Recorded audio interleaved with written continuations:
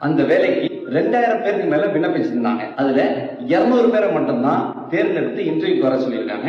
பல்வேறு சுற்றுகள் இன்டர்வியூ நடந்து முடிஞ்சிருக்கு. அதுல கடைசியா ஒரு 10 பேர் மட்டும்தான் ஃபைனல் ரவுண்டுக்கு தேர்ந்தெடுக்கப்பட்டிருக்காங்க. அந்த 10 பேரும் நேர்காணல் நடக்கும், நம்ம உட்காந்து கேள்விக்கெல்லாம் பதில் சொல்லணும் அப்படிங்கிற மாதிரி நினைச்சிட்டு இருந்தாங்க. ஆனா அந்த 10 பேரையும் ஒரே அறையில உட்கார வச்சு எல்லாருக்குமே விடைத்தாள் கொடுக்கப்பட்டிருக்கு. கூடவே ஒரே மாதிரியான வினாத்தாளும் கொடுக்கப்பட்டிருக்கு.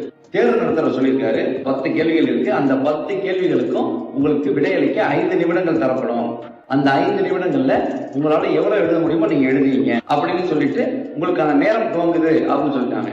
எல்லாரும் வாங்கி பார்த்துட்டு பரபரப்புன்னு எழுத ஆரம்பிச்சிருக்காங்க. உங்களுக்கான 5 நிமிடம் முடிவடைந்தது அப்படின்னு சொல்லிட்டு எல்லாருக்கிட்ட இருந்து பேப்பர் வாங்கியிருக்காங்க. ஒரு சில பேர் சொல்லியிருக்காங்க, சார் 5 நிமிஷம் அப்படிங்கிறது ரொம்ப கம்மி, என்னால 5 கேள்விக்கு தான் பதில் எழுத முடிஞ்சு அப்படின்னு ஒருத்தரும், என்னால 7 கேள்விக்கு தான் பதில் எழுத முடிஞ்சு அப்படின்னும், 7 கேள்வி பதில் எழுதிட்டியா அப்படின்னு அவங்களுக்குள்ளே கூட பேசிட்டு இருந்திருக்காங்க. அந்த பேப்பர்லாம் வாங்கினாங்க. அந்த நபர் மட்டும் ஒரே ஒரு பேப்பர் எதுவுமே எழுதாம வெள்ளை பேப்பரா இருந்திருக்கு. அந்த பேப்பர் எடுத்து காமிச்சு இந்த பேப்பர் யாரோடது அப்படின்னு கேட்டிருக்காங்க. எல்லாருக்குமே ஆச்சரியம்.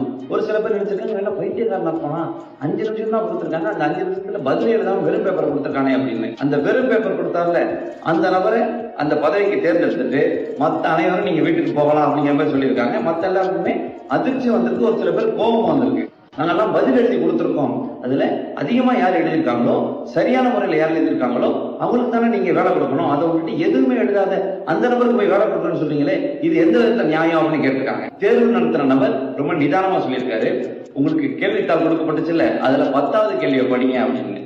அதை படிச்ச அத்தனை பேருமே அமைதியா அங்கே நின்றுருக்காங்க. என்ன காரணம் அப்படின்னு கேட்டா, அந்த 10வது கேள்வி மேலே கொடுக்கப்பட்டிருக்க அத்தனை கேள்விகளுக்கும் நீங்க பதில் எழுத வேண்டியது இல்லை, உங்களுக்கு வெள்ளை பேப்பர் எப்படி கொடுத்தாங்களோ அதே நீங்க அப்படியே கொடுங்க அப்படிங்கிற மாதிரி எழுதிருக்கு. ஸோ இவங்க எல்லாருமே கொஸ்டின் பேப்பரை வாங்கணும்னே எழுத ஆரம்பிச்சிருக்காங்க.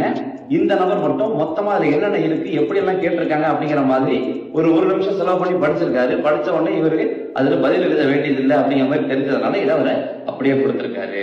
இந்த பதவி ரொம்ப முக்கியமான பதவி. இதுக்கு வேகம் எந்த அளவுக்கு முக்கியமோ அதே அளவுக்கு நிதானமும் முக்கியம்.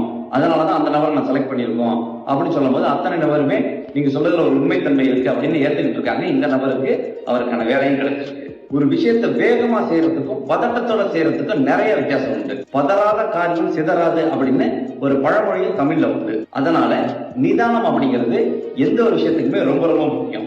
இப்போ ஒரு சில பேர் நீங்க கேட்கலாம், வேகத்தையும் நிதானத்தையும் எப்படி ஒரே நேரத்துல கையாளுறது அப்படின்னு. வேகம் அப்படிங்கிறது நம்மளோட செயல்ல இருக்கணும், நிதானம் அப்படிங்கிறது நம்மளோட மனசுல இருக்கணும். அதோட ரொம்ப முக்கியமா பதட்டத்தை நம்ம குறைச்சிட்டோம் அப்படின்னாலே நம்ம செய்ய வேண்டிய எந்த ஒரு விஷயத்திலையுமே பாதி வெற்றி அடைஞ்சிட்டோம் அப்படின்னு அர்த்தம்.